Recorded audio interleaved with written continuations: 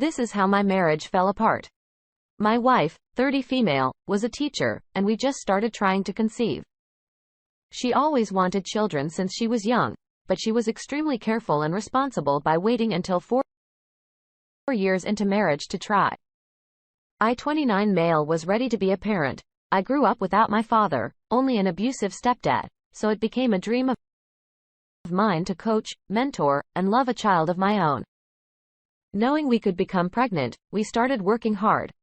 One evening, I was on the way home from a second part-time job that I hated when I stopped to get gas. My wife had left earlier that day to stay with her sister for a few days to comfort her over the passing of her old dog. When my bank card joint with my wife's name was declined, I checked the balance on my phone. There was a hold on the account from the Chattanooga hotel.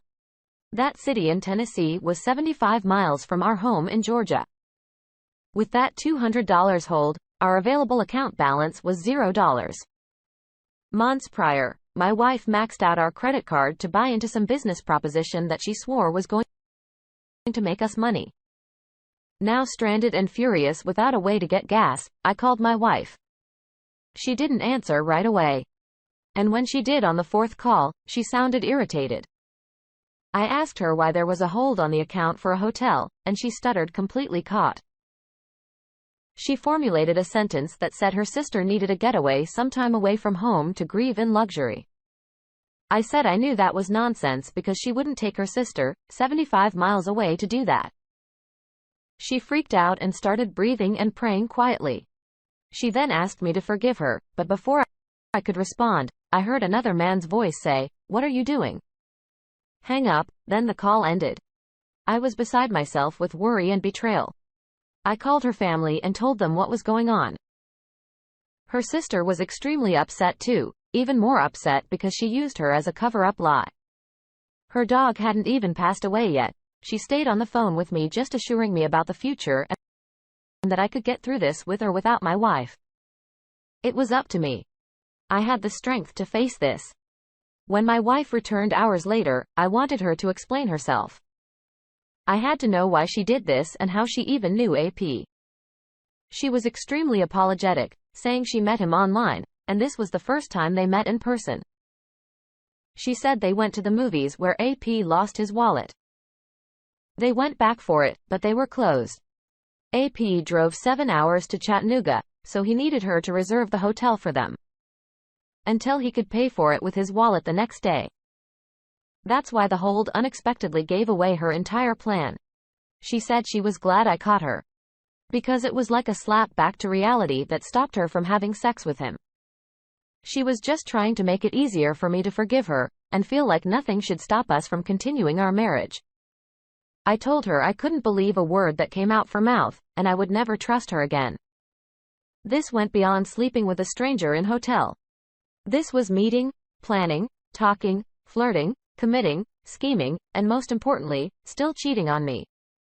She took steps to make it happen to the point where it would be safer for me to assume she cheated.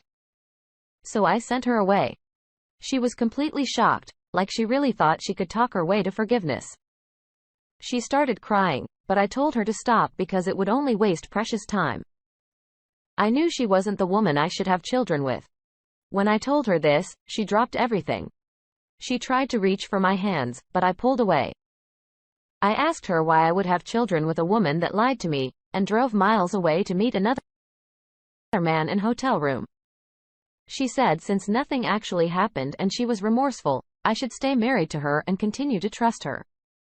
That didn't make sense at all from my betrayed perspective. She went to her sister's for real this time to live with her. Her sister was not happy, so their arrangement only lasted until she kicked her out a few months after our divorce was final. I was able to prove in the courts what kind of woman my wife really was. The real whammy in all of this that proved she would have continued her sneaky behavior is our phone records. I obtained them to show the court she was communicating with AP for a year and a half before they met in person. He wasn't the only person she communicated with, and she was actually getting paid by men online to send them news. It is still considered cheating, even if she didn't sleep with anyone, although I believe she did. She was talking to AP for so long for you even found out that the chances of her showing any restraint or remorse is slim. This man was in a relationship with her and would have continued speaking to her, even if you didn't know about it.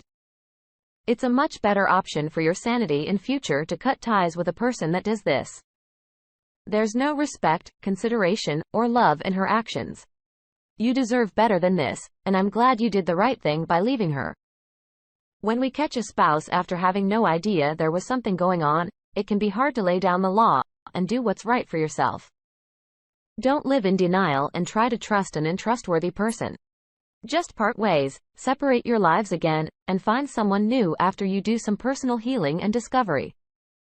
Thank you for sharing with us. Let's now get into our second story for today. My wife, 33 female, and I 40 male, were married for 9 years before she cheated on me. She was really into flea marketing and collecting knickknacks. We lived with my brother in his house, but she had an RV camper and a garden in the front yard that she decorated and cared for. Whenever we went on camping trips, we brought our dog, but my wife really wanted to own cows. They were her favorite animal, and she was a farmer's daughter. While at a flea market one day, she met a man that owned several cow calves. As it turned out, this man was at the flea market weekly, just like her. They started setting up their tables side by side, and I was happy for her. She made a friend who shared her interests and made her laugh.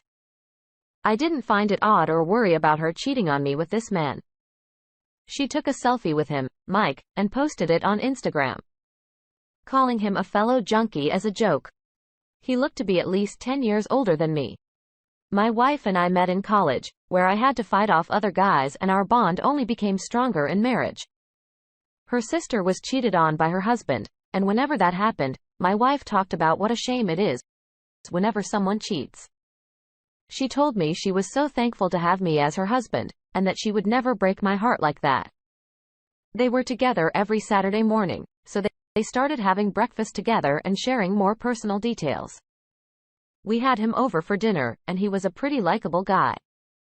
He actually came to a cookout that was technically a family reunion, so our whole family got to meet him. He started sharing tips and experiences with her father about his cows. Within a year, they became good friends. One summer, Mike invited my wife and me to camp on his mountain land. He was growing acres of oak trees to sell as his main source of income, so it was a great place to experience the outdoors. My wife insisted we go, so we took the RV camper and planned to stay for a week. I was a little nervous, but she convinced me it would turn out fine. She only wanted to take up his offer because he was lonely and needed friends. For 3 days, we had a great time meeting his cows, taking pictures, having cookouts, going fishing, and having campfires. In the middle of the 4th night, around 1 a.m., I sat straight up in bed when I couldn't feel my wife next to me. Since she wasn't in the camper, I went outside and called for her. I didn't hear anything, so I started walking toward Mike's cabin. On the way, the outdoor showers were within eyesight, and I caught a glimpse of a small light in what looked like the shape of bodies. I approached as quietly as I could until I could see what was happening. Mike was holding my wife against him in the shower, kissing her. Needless to say, they were both in their birthday suits. Just before I confronted them, I heard AP tell her he wanted to do it again. She excitedly agreed before I walked up to them and yelled, making them both jump and grab their towels. I asked what exactly they were going to do again. They stood there shamefully swearing a little. It only took my wife a few seconds to start crying. I could tell she just didn't expect me to catch her, and she wished she could go back in time. AP stepped forward to apologize. He was an army vet, so I looked up to him, and it was harder for me to feel real anger towards him. He said he interfered in our relationship and he'd never forgive himself, but he suggested that I forgive my wife, because it was him who asked her to do what I asked. He couldn't look me in the eye, so I knew what happened. When I realized the truth, my wife cried harder, called my name, and begged me to forgive her.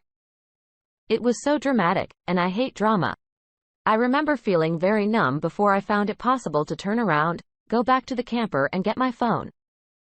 I called my brother and told him everything. He couldn't believe my wife did this to me. He drove through the middle of the night on a country road, come pick me up and take me home. It was an hour-and-a-half drive.